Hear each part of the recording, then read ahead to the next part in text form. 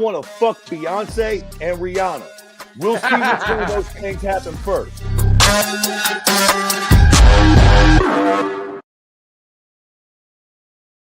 All right, welcome back to Keyboard Warriors Live, presented by KeepCheckPress.com. My name is Law and Fred Kirby.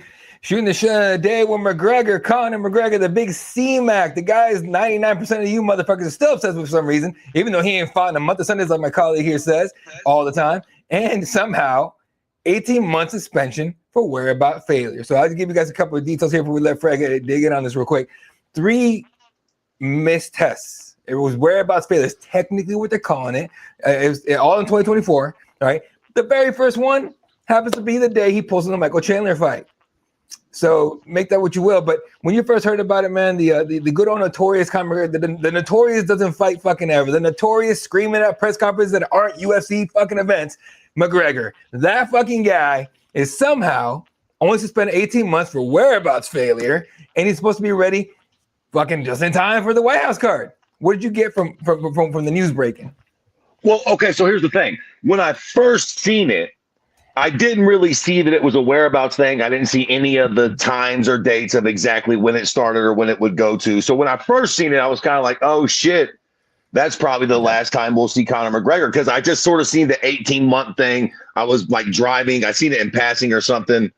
So I was kind of like I was just like, well, fuck it. I'm fucking Conor pissed hot for something. It wouldn't be the most shocking thing in the world as far as it fucking goes. But I thought it was going to be like an 18-month from like now type thing, or 18-month in the future type thing. And I'm like, damn, year and a half. He's fucked, bro. Then later on, I get to wherever the fuck I'm going. I get some time to look at it, and I see all the little details of it. It's whereabouts this, and it started a year and a half ago. It's a fucking nothing story.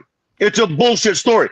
I guess he's getting penalized for 3 tests. Who gives a fuck? He'll be available to fight in June 2026, which he had apparently no fucking intentions of fighting any fucking sooner. So, I mean, at the end of the day, this puts him right in line for being ready for the White House card, which is what we all sort of thought was fucking coming anyways. It's what he's been saying with his own mouth. So, I don't know. It's a sexy little headline, but at the end of the day, what does it matter? What is it? It doesn't really change anything. He wasn't going to fight before this fucking suspension will be up and over with anyways. So at the end of the day, it's a fucking nothing burger. It's a nothing story. Like it doesn't really mean fuck all, to be fair. Right. So the second I got all the details on this because I wrote the article for Cageside Press. It was a press release by CSAT, or they call it themselves. Let me get the right name here. Combat Sports Anti-Doping. The organization is responsible for doing the UFC's testing, right? Happens to be pretty much an in-house testing thing. So take that for what you will. But the first thing I saw when I did immediately put my old school, back in the day investigative journalist hat on, and I read between the lines immediately. If you are telling me the first missed test was June 13th, the same day Conor McGregor pulled from the Michael Chandler fight because of a pinky toe, and you tell look, don't fucking piss on me and call it rain. I don't. What I read between the lines is he's going to pop hot for something. That's what I read. I read he was going to pop out for something, and we're like, hey, look, man, I just missed this test real quick, just go away for a little bit here and there, go do some BKFC stuff and everything. Because back in the USADA days, okay, a motherfucker missed 1 test. 1. We hear about it immediately. That motherfucker gets suspended immediately, okay? We're going to let this guy skip out on 3 tests, and we don't hear a goddamn peep about it? Come on, man. Yeah. I don't buy it for a fucking second. I think this dude is going to pop hot. And instead of having that, because look, if Conor McGregor of all people pops hot, that's it. Just like you said, like you said, your first reaction to it because you thought it was an actual positive test. That's it. It's over. But you know what though? Is it? Let me ask you something. Man, let me ask you something. Yeah. How much do you care? Like, we've been watching this sport for a very long time. Sometimes I forget how long we've been doing this podcast, let alone watching the sport. I forget. There was a time back in our day, there was a time where when you tested positive for steroids or performance enhancing drugs, it actually kind of meant something. Like it actually sort of tarnished you a little bit or something.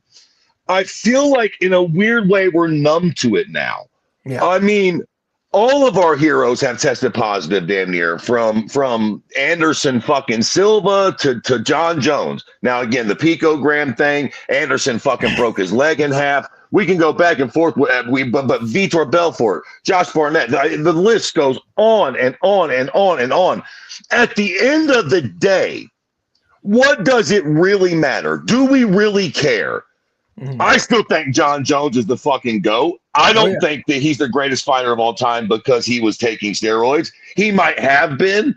I don't begrudge anybody that has is of the opinion that, like, if you ever tested positive, they take you out of certain time. But the reality is, y'all motherfuckers are in the minority. If everybody on earth talks about MMA, we all sort of agree that John Jones is the GOAT. And those of us that don't agree with that think that Anderson Silva is like second or third all time at his prime. Both of those motherfuckers tested positive. And at the end of the day, I don't think we really give a fuck. Not really. Not like we used to. It's just a different age now. Conor's tested positive before. Has he not? Maybe, let me not lie.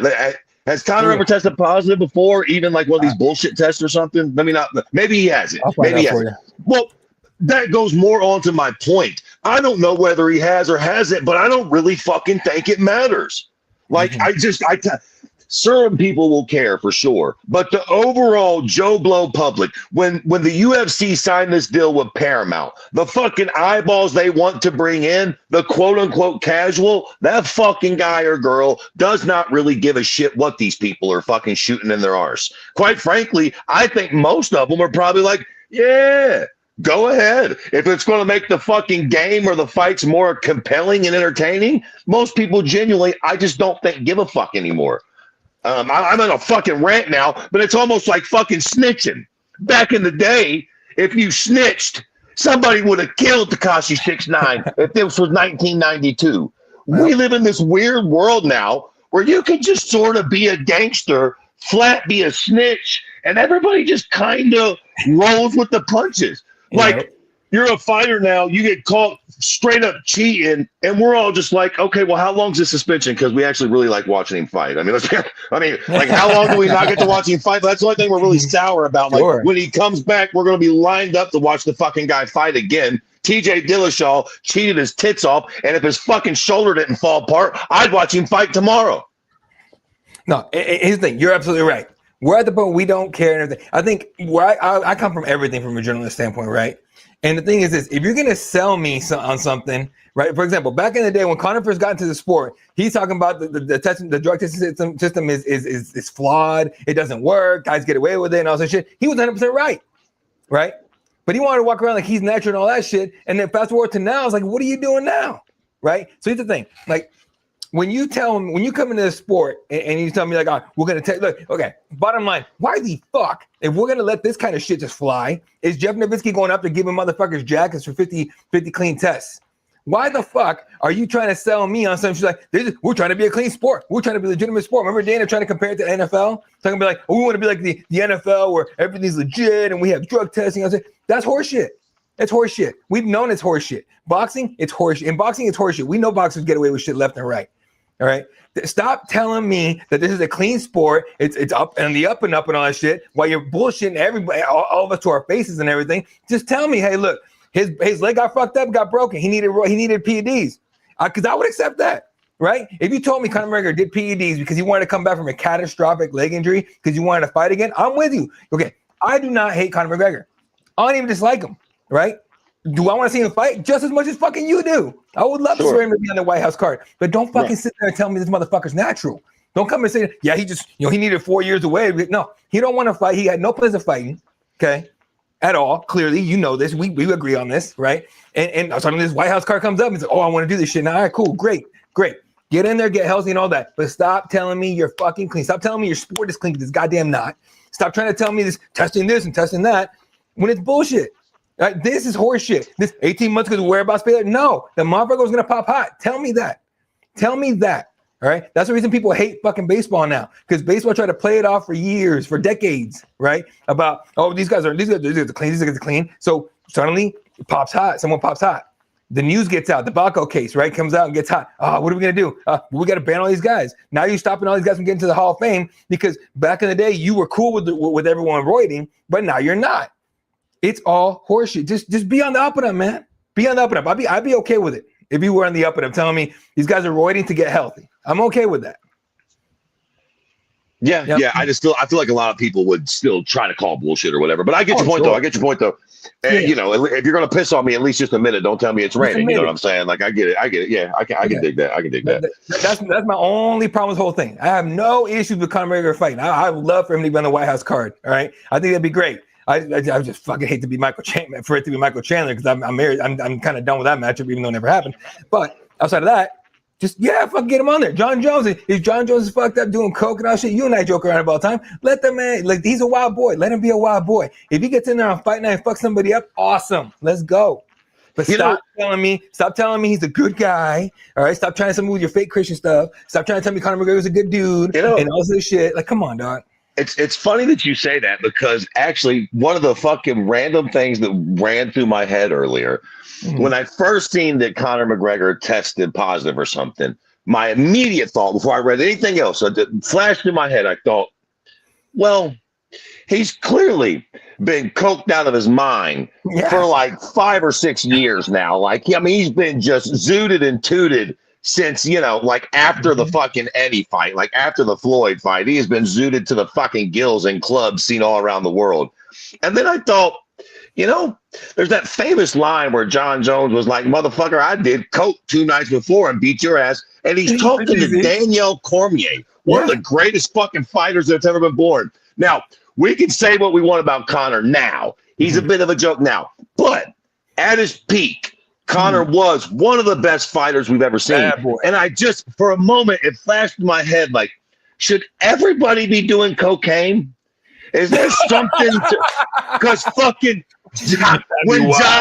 when John and Conor were kicking ass and taking names, they were admittedly doing cocaine. And I'm going to tell you something, Jack. They were in a zone all their own, buddy. There might be something to this whole cocaine thing, Jack. Awesome. Yuri Pakrike might want to try a little coke. It might be what he needs to get him over against old fucking cocksucking Poatan, Jack. Dude, can you imagine that? You go up to, like, you do your walkout, get to the circle and everything. They fucking put the Vaseline on you, pat you down, and it's like, here you go, take a bump. Connor's like, yes, go on. Everything's moving in slow-mo for me. Exactly. We're already living in Idiocracy. Or, what is it? Idiocracy is that fucking name of that movie? Like, we might as well just go balls out. Just do it. All right. Our fighters are coked out. Our baseball players are coked out. Our football players are roided out. Just go all in. But stop telling me that this shit is fucking clean, because it's not. You know, this is horse crap.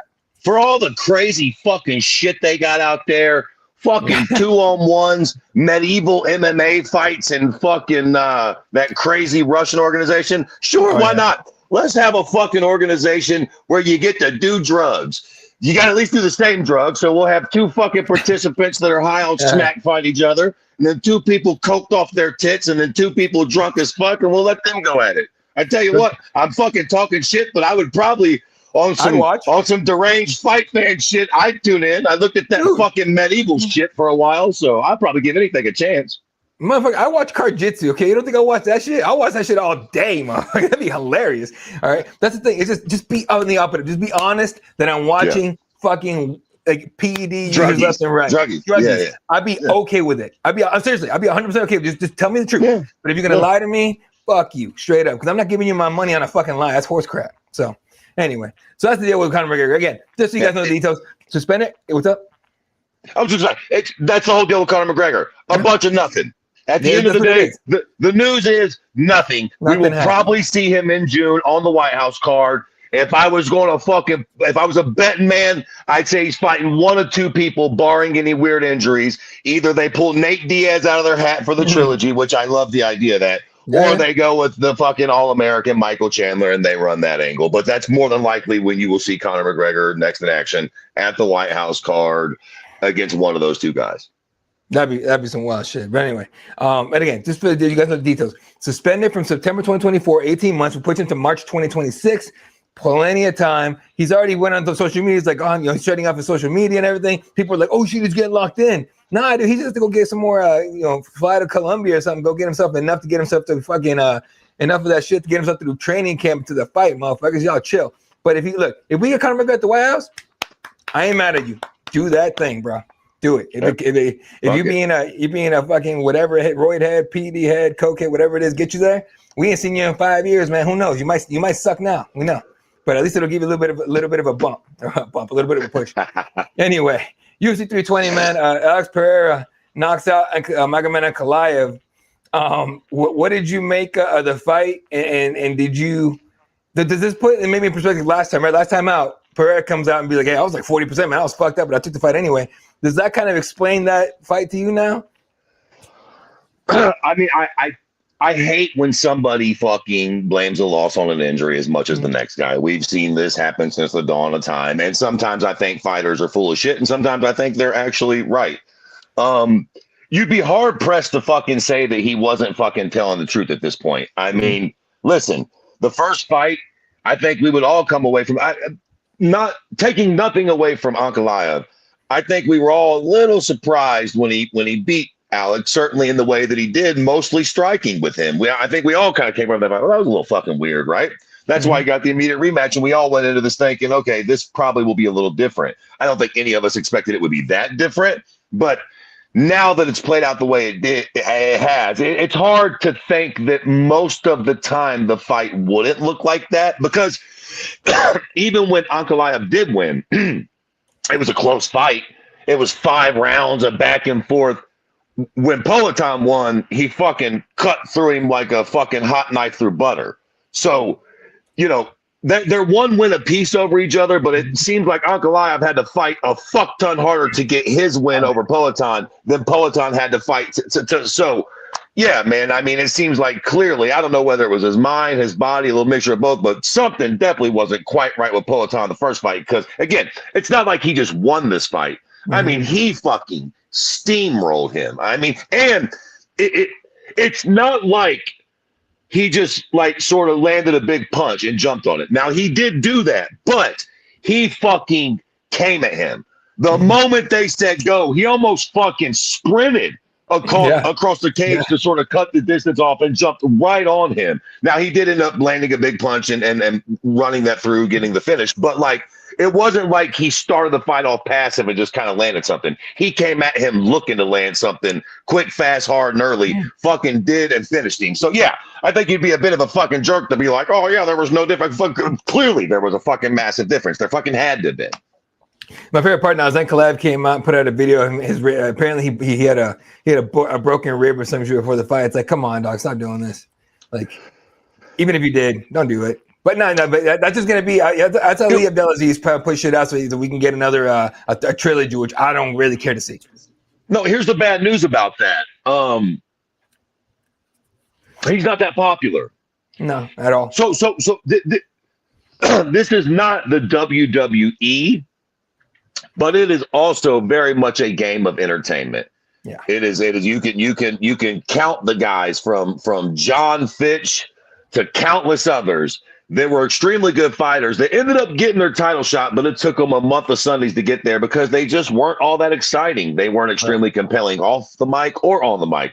Ankalaev tries. He's got a cute little Twitter account, Big Unk or whatever the fuck he calls himself. So, I mean, he's trying to give the world, but it just hasn't caught on yet. So it's like, it's not exactly fair, but as my Uncle Shorty used to say, God rest his soul, there ain't a God in heaven if they give Ankalaev an immediate rematch with Poatan.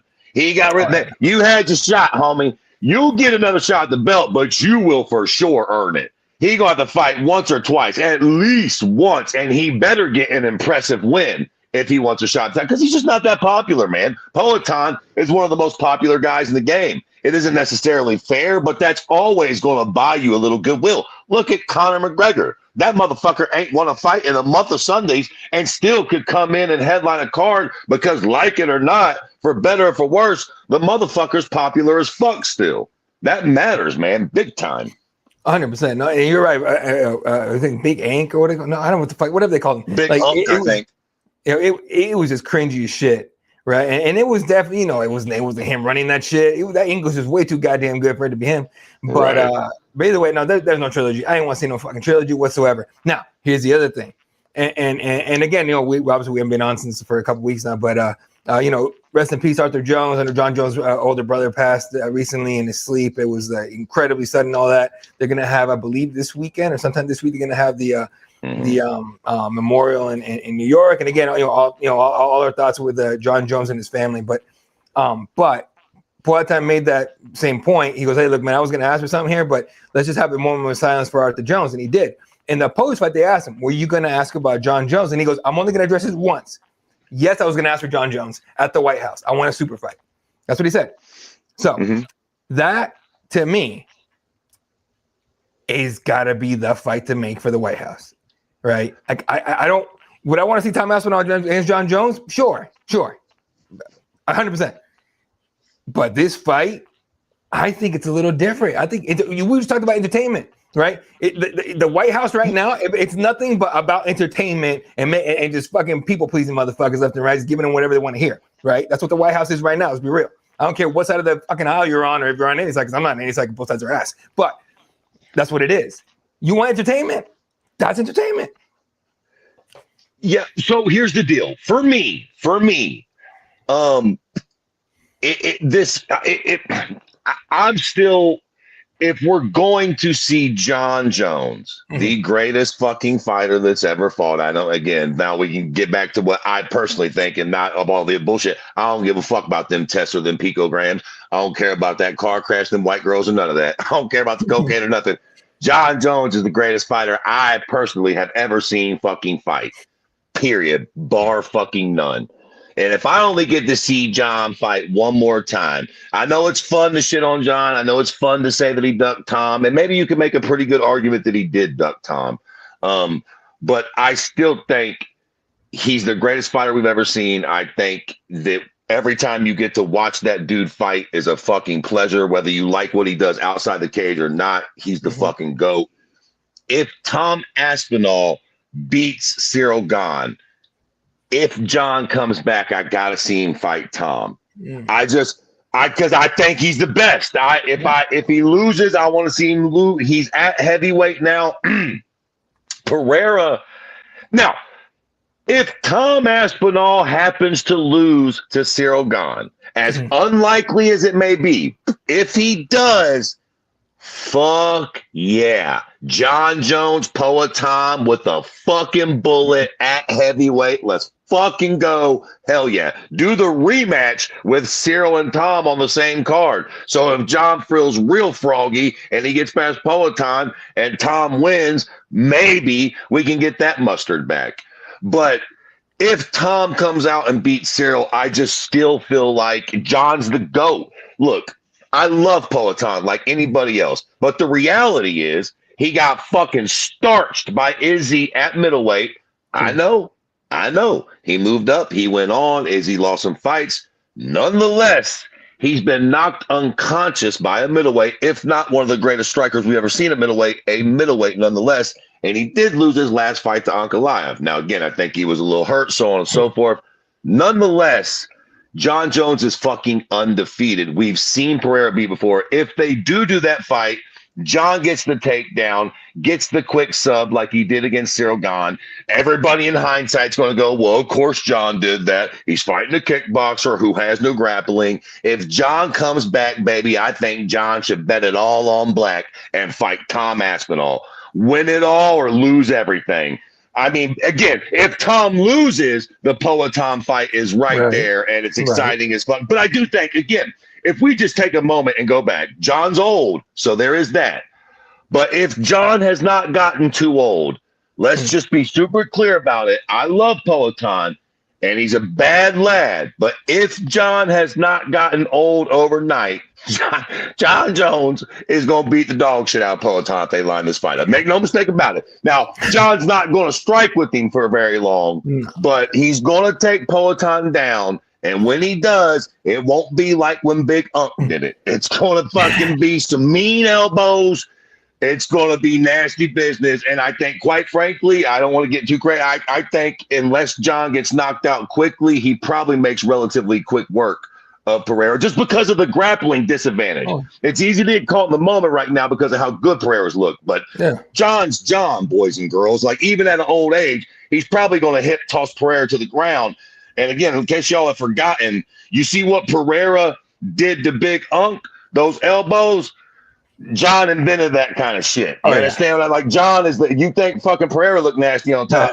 Pereira better pray to every fucking Brazilian god he knows that John Jones don't end up sitting on him, elbowing him, or it'll be a fucking quick fucking night for Poatan.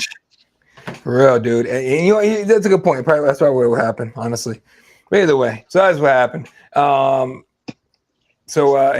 I was gonna ask, like, what do you think? Big Ink does next? I don't care. I don't know about you, but I mean, if Poatan definitely goes a heavyweight, then I wouldn't mind watching Ankalaev fight Yuri. I feel bad for Yuri right now because he should probably get the title shot, but like we don't want to see him in for a third fucking time against Poatan. And then you got Carlos Alberg, but again, he's in that sort of nobody really knows who the fuck he is phase. Like he could get the title shot right now because the division's thin, but he really needs another marquee winner to merit putting a name like Poatan against him. Hell, even if he knocks Poatan out, it's weird because nobody knows who the fuck he is yet. Right, that's a good point. That's a good point. Yeah. No, I think if Poatan moves up, obviously he's gonna have to let the belt go because that's what everyone's doing these days. Or the UFC's making everyone drop their belts and shit to move up, which I understand. But I think if that happens, I think we get Yuri and Carlos Ulberg for the vacant title. And if Big Ink wants to come back and fight for it again, he can get one of those guys. But whoever the champ is at that point. But I think that's what happens. But we got plenty of time to figure it out because Dana doesn't make fights on Fight Night, although he was asked about those fights specifically already, and he had no answers per usual. So. Is Merab Dvalishvili the best bantamweight of all fucking time now? He made this deal. He didn't even look tired at the end of the fucking fight. Listen, I'm gonna be honest with you. He may well be. And I'll be honest, I didn't really see this coming, man. Merab is one of those guys. I haven't really disliked this fighting style. I appreciate the gas tank and stuff, and he's quirky enough on the mic to keep me interested. But I just didn't see this level of greatness necessarily coming from Merab. I always thought that his striking deficiencies would sort of catch up to him in the end. But shit, man, he basically fucking damn near knocked out Corey Sandhagen. Now, that does not mean that I still think that Merab is a better striker than Corey Sandhagen. I still don't think that, even though he did get on him in that second round. I just think that fights are really fucking difficult, and sometimes, but that's the sort of intangible that makes Merab dangerous, though. I think in his heart of hearts, I don't know, Merab's a little fucking nuts, but even in his heart of hearts, I think he probably knows that Corey's a better striker. But when you are willing to fucking get in the danger zone and let your hands go, and you got overwhelming confidence in your chin and your spirit, and you're just in the, I've seen confidence and being on a roll take fucking guys a long way in the sport, man. And I feel like Merab's just in that zone right now. I still don't think he's a better striker than Corey Sandhagen, but I'll be dipped in shit if he almost fucking knocked him out when they fought on the feet. He was fucking him up in that second round, Jack. So, Merab is just in the zone right now. You can make a very good argument that he's the greatest fucking bantamweight of all time. I'll tell you what, at this point, I'm ready to see him move up to featherweight. I mean, I don't need to see him fight Sugar Sean again. Right. I don't really need to see him fight Nurmagomedov again. Me neither. He ain't necessarily got to go straight to Volkanovski. And I kind of respect that Merab's not even really trying to move up. He wants to be one of those guys that just dominates his weight class. And I can kind of respect that, to be fair. But I just don't. I mean, don't get me wrong. There's always a new guy, right? They'll find somebody to challenge the fucking guy. But who the fuck would you pick at 35 to give us a compelling matchup going forward? I mean, it's like I have to look at 45 to find somebody that I can really find compelling from Merab right now. Yeah, there isn't. There is one guy who's coming out saying that he's the only one that could beat him. Sugar Sean O'Malley saying, I'm the only one that could beat him. He said, let me get the quote out because I had it. He goes, to beat Merab, you have to land. You just have to land that shot. You have to be able to fucking snipe him. He was getting a little bit more reckless. The more confident he gets in his striking, the more gaps it leaves open to be caught. I don't really see anyone beating him. I do think I'm the only one. I hate to say it. I hate to fucking say it. I'm the only one that could beat him. Give me my shot at the White House. I mean, listen, two things here. A, I agree with Sean O'Malley. You clearly, if a fucking Nurmagomedov or however the fuck you say their last name, if one of them cats can't out wrestle him, you can bet your bottom dollar you probably ain't out wrestling him, right? Right. We all understand you sure as fuck ain't gonna out cardio him. That's fucking for sure. That boat sailed. So yeah, we all get that. Basically, your one method of victory is to fucking hurt this guy real bad on the feet with a strike. Problem, Sean, is you've had 2 fucking tries to do that. One time you got 25 full minutes. You hurt him a little bit in that 5th round, but close but no cigar, my baby. And in the second fight, you just got smoked like a fucking Dutch in New York City. So, I mean, listen, if you guys fought once a month, might you eventually catch him with one of those mystical sniper shots you're talking about? Yeah, maybe. But to be fair, so could Corey Sandhagen. But that's the problem. A lot of guys could potentially pull off the Jorge Masvidal Ben Askren. A lot of guys could potentially hit him once and hurt him. But if you fucking don't, if it was a 5th, we'd have been drunk. Like ifs are for fucking horseshoes and hand grenades. Goddamn it! Like it doesn't matter. So yeah, that's the way to beat him. But unless somebody fucking does it, who gives a fuck? 100%. No, you're absolutely right. So I don't think we'll get Sean O'Malley against him again. I don't know. Here's the thing. He called for Piotr Jan, so maybe get the Piotr Jan fight again, and maybe that the winner of that gets the winner of Mario and Umar. I don't know. 135 starting to clog up a little bit with lack of contenders. So I don't know if he move up to 45, but I don't know. Maybe Pantoja got for him a bag to move to 35. I don't know. Yeah, I hate all that. I know he doesn't want to move up to 45, but for me personally, it's just the only thing I really find compelling from Merab right now. Now there's a bunch of matchups at 45 that are compelling, but like at 35, Pantoja moving up, I mean, yeah, but I feel like Merab would fucking put the fucking heat to Pantoja. He's a good kid, but like, I mean, I don't know. I don't. That fight don't do a ton for me. I feel like I'd much rather see Merab move up than him deal with the guy moving up to fight him at this fucking point. That makes sense. All right.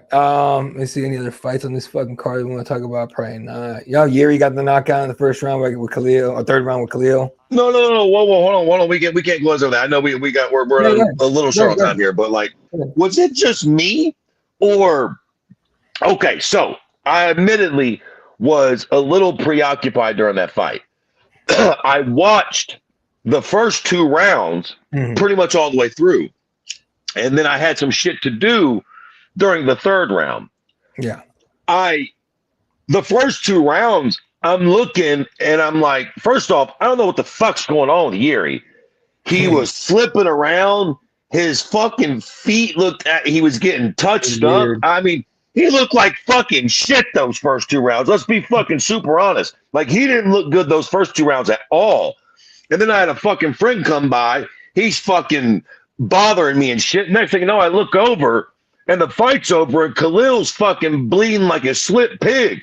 And I'm like, what the fuck happened? Last I checked, Yuri was dancing around the ring looking like his fucking ankle or knee was hurt or something. He's getting touched up like a goddamn fucking little boy in a Catholic church. And then I look over and the fight's fucking over and Yuri landed just a little, I don't know, whatever, a little. And again, don't get me wrong, I'm sure getting punched in the face by Yuri hurts, but it's like, I thought Khalil had the fight at hand. And the next thing I know, he gets hit with a fucking 3-piece in the soda and down he goes. And that was the end of her. And I'm like, what the fuck just happened here?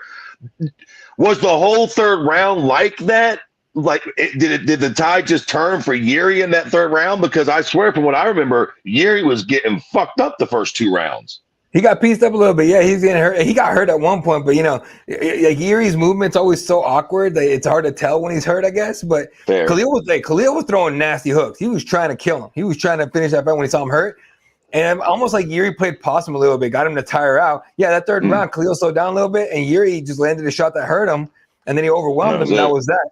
I don't know if it was game plan or it just happened that way. But either way, nice little finish there for Yuri. Khalil seems like he has some kind of like mental block that just can't get him like over the hump. It's really he just seems awkward. You know what I mean? Like an awkward dude. Like he just has an awkward career going. So Either way, it's just fun to watch a fight when he fights guys who aren't knocking him the fuck out. Hey, look, one thing you got to give Khalil, he's fun. Like even when he loses, he's a fun fighter to watch. Like that fucking fight, even though again it seems a little weird, it seems like Khalil just sort of like, I wouldn't say he gave it away. That's not the right turn of phrase, but he just sort of lost it right there at the fucking final hour. But fucking still a fun fight nonetheless. Oh, 100%. Let's see what else happened here. You stop me when you want to stop or see something. Users always submission victory in the first round over Josh Emmett. Joy Piper, second round submission over Boost Magomedov. Good job, Joe. Yeah. You avoided tacos for a week. You made it to the fight. Yeah. Good job. Dipshit. Fucking, how you gonna blame tacos for anyway? Sorry, I still It has nothing to do with the Mexican thing, folks, at all. It has everything to do with that's lack just of accountability. Goofy statement. That was a goofy fucking statement. Yeah. For real. This dude, Tebo Gautier, did you watch that fight? No. I missed most of the prelims. The poor guy who got brought in to fight him had no business, dude. He literally was like running, like laterally, running away. Just literally, it was the most awkward shit. If you can find it on YouTube, please do. All right, I don't know if you have ESPN Plus, but look it up. It might be the funniest fucking shit. It was the saddest, honestly, the saddest build-up to his demise. It was the saddest build-up to this kid's demise. And he gets knocked out. He's out, right? He comes to, and he's just like, oh. But I'm sitting there like, what are you on about, bro? Like, he did that whole, like, damn, I almost had him type of fucking move. I'm like, no, you didn't, motherfucker. Like, you goddamn guy. The fuck you doing? Fucking Russell Wilson wannabe motherfucker. Like, I'll get him next time. No, you won't. You goddamn won't. You ain't never gonna see a Tebo Gautier in the octagon against him. Chill the fuck out. He didn't say any of that, but that's what he looked like, folks. So I'm just saying. And then the what was it? The other one, Veronica Hardy wins. Ramirez, that was fun. Fareed wins. Yana Santos wins. Yeah, okay. This is the only thing I think about this fight. All right. You know, I always tell you the same thing every time. When I do every single fight card, I do the live tweets for Cageside Press. And I mute the TV and I put music on. I don't want to be influenced with the commentary. I decided, hey, let's give it a shot just for prelims. Let's see what happens, okay? Right. Oh my God. I can't tell you how irritated I got with Joe Rogan and Joe Rogan constantly going, yeah, everyone's like, oh, she's doing this technique and this technique, talking about fucking MMA technique, okay? Fighting, actual fighting. This motherfucker, I don't know if the alpha brain has burned his head or he's hanging out with RFK too goddamn much, but this motherfucker, every 5 seconds, and she's angry. Oh, she threw his uppercut and his left hook. Yeah, and she's angry too. And she threw a leg kick and she's fucking angry. Like, bitch, I get it. She's fucking angry. Like, the other chick was, wait, what the fuck? Dude, no, you know what, folks? I will never give y'all shit for bitching about the commentary ever again. Because that was awful.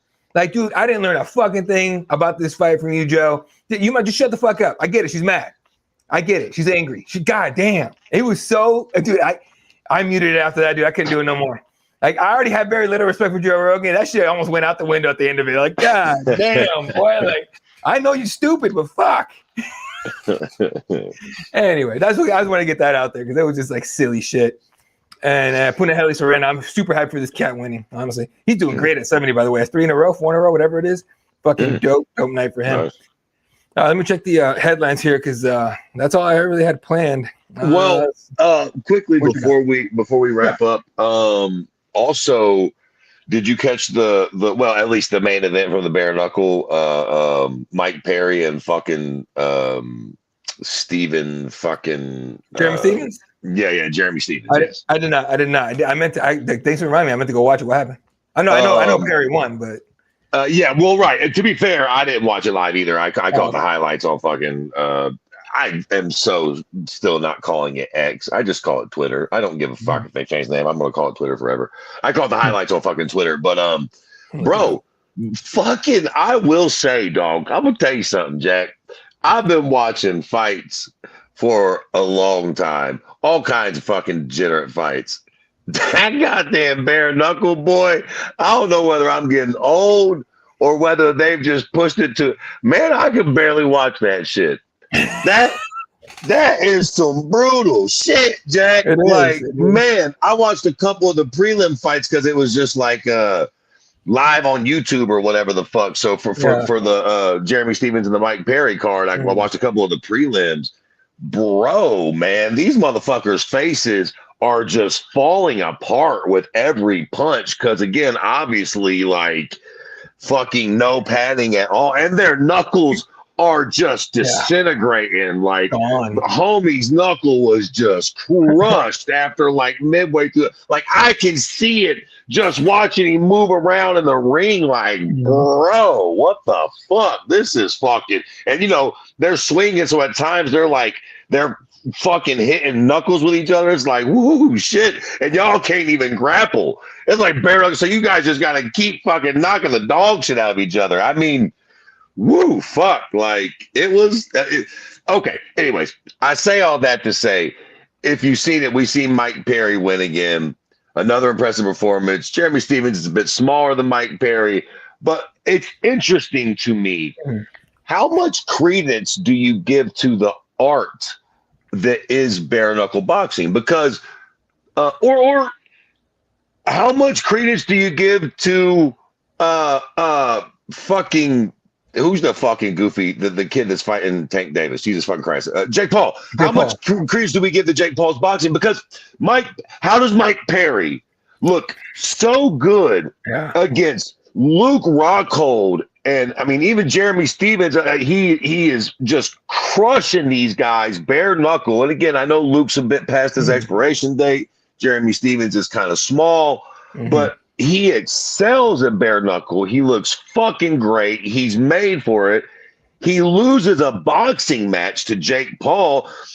Do you think that Mike Perry would beat Jake Paul in a bare knuckle boxing match? Because I do. I think if those two exact guys fought with no gloves, with the rule set that Mike Perry has in bare knuckle, he would fuck Jake Paul up. But we just seen Jake Paul straight up beat him and finish Mike in a straight up boxing match. So how do you what sort of credence do you really give to the bare knuckle, and how much of a real art form is it? Because it seems like Mike Perry has sort of like mastered bare knuckle. I mean, he's good at MMA. He can box a little, but like bare knuckle, he's a different fucking animal, man. I think to me, when it comes to bare knuckle, it's how much pain are you able to take? Like MMA, sure, you got 4 ounce gloves, that shit hurts 100%. Right, but you're not getting cut with every fucking punch. In bare knuckle, you're getting cut with every fucking punch. If you guys go, I appreciate you. Thanks for tuning in, Jay Ramsey. You're the man. He said, I love y'all's passion. I appreciate the show.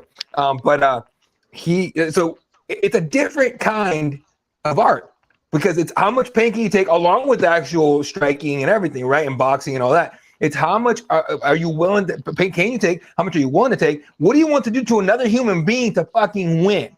That's a whole different mindset to have. I don't think Jake Paul has that in him. I think guys like Nate Diaz have it in him. I hope he doesn't, because he cuts up when you just look at him. Like, I think, no shit. I think he would be a fucking bloody mess in fucking bare knuckle. His face, dude, he would look different after a couple fights. Like I can see Conor McGregor trying it. I think he gets fucked up, but I think you see him trying it. It just depends to me. It's that kind of thing. I think it's legitimate. I think there's definitely an art to it. It's just a lot more morbid than we're used to. Because we're used to safety, we're used to gloves, we're used to this and that, we're used to Vaseline and all that stuff. And bare knuckle, they put Vaseline on everything, I think. But it's literally just knuckles, right? And not to mention, we know, you and I know, anyone that's trained, and most people actually probably know this, or maybe they don't, is that the gloves are not there to protect your opponent's fucking face. They're there to protect your hands. Right. How hard are you willing to hit a dude and break your hand more than likely in every fight you ever take in BKFC or any bare knuckle organization? How hard do you want to hit? It's completely different. It's like I've interviewed, I think, 3 or 4 guys from bare knuckle. One dude is Brandon Conley, right? Middleweight. This dude is he's built like a shit brick house, like straight up out of Ohio, just fucking big ass dude. Fun fight, hits like a truck and all that. All right, just normal dude, country guy, religious dude, great guy and all that. I also talked to, and I still talk to him, and I'm talking like DMs, and you're just shooting the shit every once in a while. This guy, Matthew Vidal, and this dude is a fucking character, but he's also, when he gets in there, he's a fucking maniac. He gets in there, he's trying to kill a motherfucker. It's the wildest shit. So you get different kinds of characters. It just gives different kinds of fighters, mentally and physically, mentally especially, another avenue to go to. So that's why, like, I want to see, like, I don't know who. Who I can't. So I was going to. I think you're about to jump on the. You're about to step on the question that I was about to ask you.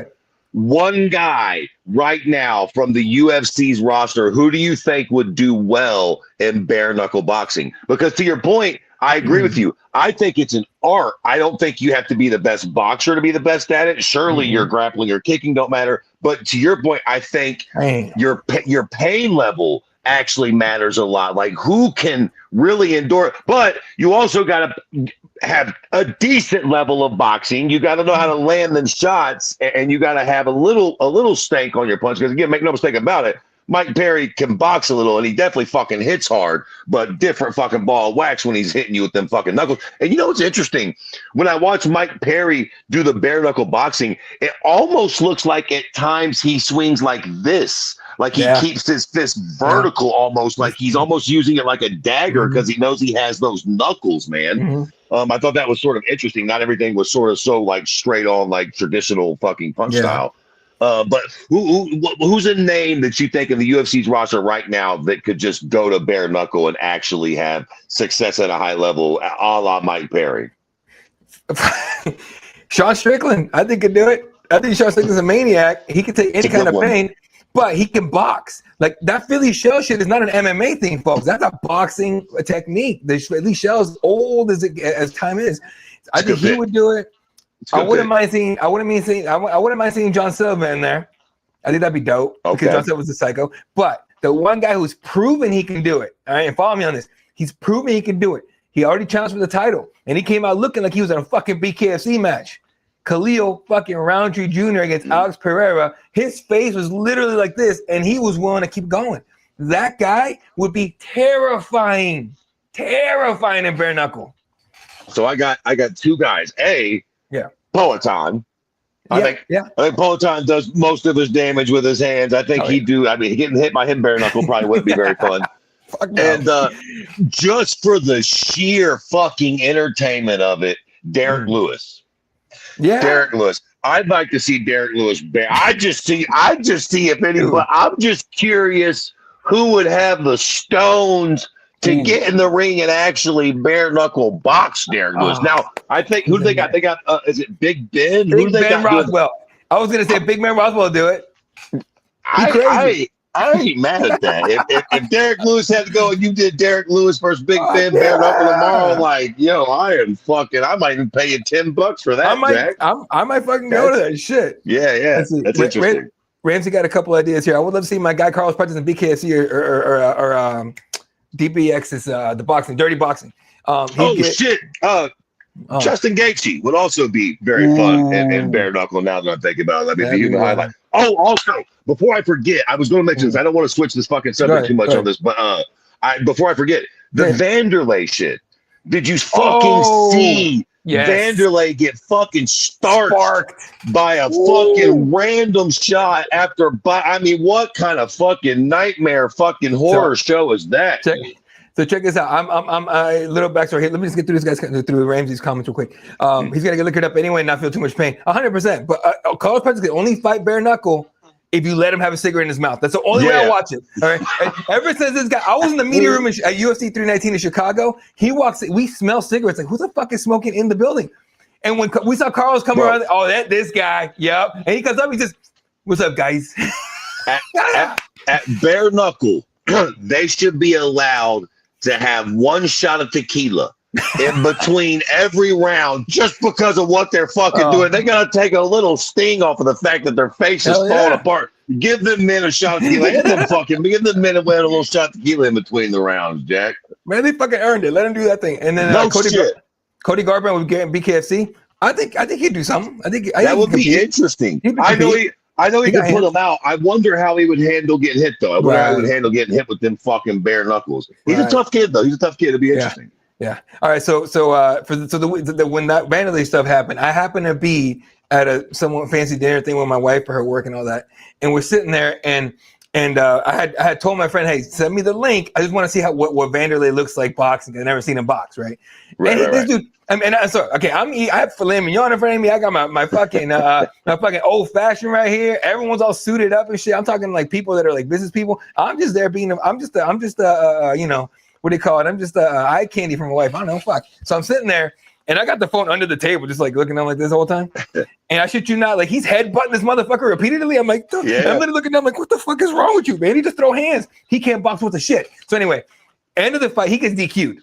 Right. When the brawl started, I was like, oh shit, it's going on. I'm trying to keep my composure. All right. I'm talking like we're at like there was a dress code to this place. Okay. Anyway, so I'm looking, and like when that dude, first of all, it was the other boxer's kid. It was the last name is Freitas. I think the Freitas. It was his son, Rafael. Yes. Fucking just wham. When I tell you, I very loudly go, damn. And everyone's looking at me like I'm fucking like I just like some taboo shit.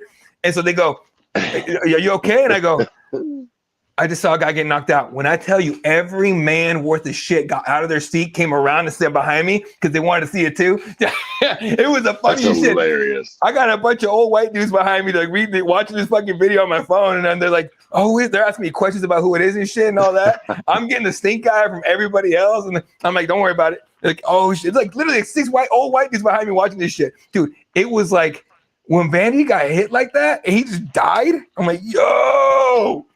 What the fuck? Bro, they drug his body out of because what's crazy is I'm pretty sure the dude that hit him didn't mean to hit him. It looked like he was swinging towards somebody else, and it was just a wild brawl, and fucking goofy ass old ass Vanderlei just got caught in the crossfires and put straight to sleep because he's fucking 52 years old, for fuck's sake.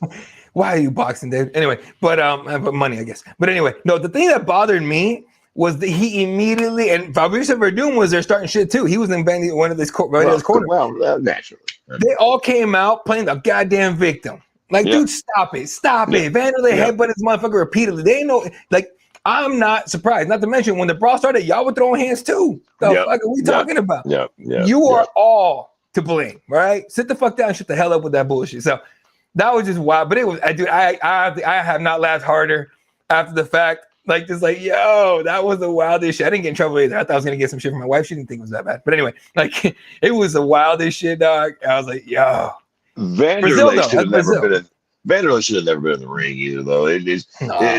On a little bit of a side note, we're starting to get a little out of hand with this shit. The whole Mike Tyson, out of hand. All these fucking, fighting in your 40s used to be a real crazy thing, and we were all fucking wild. Like, holy fuck, Granny Couture is coming back at 41. And to be fair, he was fighting for a belt, so I understand the difference. But nonetheless, it's like early 40s used to put us in awe. Now you got fuckers, casually fighting at 51, 53, 56, 60, whatever the fucking Mike Tyson's fucking case. Like, it's starting to get a little ridiculous, man. So, and it's like, what are we even remotely proven? Say Vanderlei won the fight, dude. You're an old man. Like, what are you going to? And again, I guess I get it. He's probably just trying to get a little bag there at the end. But bro, like, you surely made enough money to like open up a few businesses or something. And be like, surely you don't need to be fucking fighting still, Juan. What the fuck? Like, you're one of the fucking most famous fighters on earth for years. What the fuck? And the one thing too is that, like, you got to understand, like, everyone understands, you and I understand this shit, right? Because we've been around for quite a while. But the thing with this thing is that fighters today are getting paid more than the fighters did when those guys were fighting, even when they were champions and all that. They weren't paying anything. So you can imagine no one really saved any money.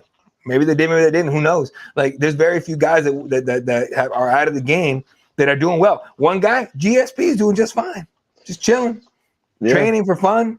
Doing all, hanging out. Well, still thinks aliens are real, but still, like, shooting all this other shit, doing everything. But I don't know. You just kind of hope these guys kind of get it together or keep it together while they're fighting, and they do. Dude, I'll tell you right now. So I interview a lot of LFA guys and girls, right, all the time. There's a new mindset with these kids now. They're all business savvy now. Dude, I talked to this one kid, Christian Turner, who knows his shit. He's going to be in the UFC for sure. Sooner than later, by the way. All right. But he has this different mindset about fighting. He's just like, I want to fight and stuff, but he's like smart about it, entertaining. I talked to this kid, Jamal Maludov, something like that. He's fight this Friday at LFA 219. This kid's like, look, you can't just be a fighter in this game now. You have to be able to talk. These kids are starting to get it together, starting to pick it up. Dude, it's gonna be a different batch of kids when we get to when we're gonna have more gray hair. That these next like batch of fighters is gonna be different. We're gonna get a lot more entertaining. I think if right now the UFC is a star problem, Just give it a minute. Give it a minute. We got some new guys coming. Although I will say, if you're impressive enough with your skills, like just winning is not enough. But if you win emphatically, that will also do the trick. Fedor, to this fucking day, is a legend and never even acted like he wanted to speak English or have a personality. He just was always such a fucking animal that eventually that shit does. So, yes, most people do have to talk a little bit, but if you're really good, if you're Hamza until that last fucking fight, you know, you don't really, I mean, he's got a little bit of the personality too, but if Hamza didn't say 2 words, we'd all be dying to watch him fight because of the way he fights. Again, till that last fucking fight, that fight was fucking insane. But in general, if you're doing shit like that and you continue to do it at a high level, you will get there. But for everybody else, you need to have a little pizzazz to you, Jack. Yeah, no, 100%.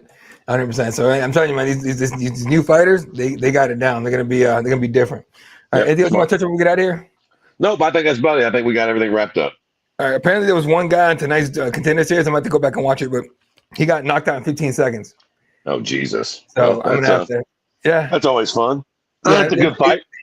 I just hate that. Well, no, Alex Pereira, one of my good friends, he said he was the worst fighter to ever take part in WC in contender series. And immediately I was like, "You're telling me to give this motherfucker a spot? There's a gang of these fighters that are just waiting, that have been winning streaks and all that. They don't get a shot. Mick, Sean, what the fuck?" Anyway, all right. That's gonna do it for us, ladies and gentlemen. You guys did the shit. Shout out to everyone tuning in, especially Ramsey, who especially gave us a couple pointers here on BKSC. Appreciate you, man. All right, you can follow us on social media. You guys see it all the time. Fuck it, I don't have to keep throwing this shit out there. But make sure you follow. Make sure you subscribe, hit a like, leave a comment. Any comments you guys leave, we'll talk about next time, of course. And yeah, it's gonna do it for myself, Mr. Fred Kirby, the entire team at Cageside Press. We love you. Good night, and good night, Wilshire.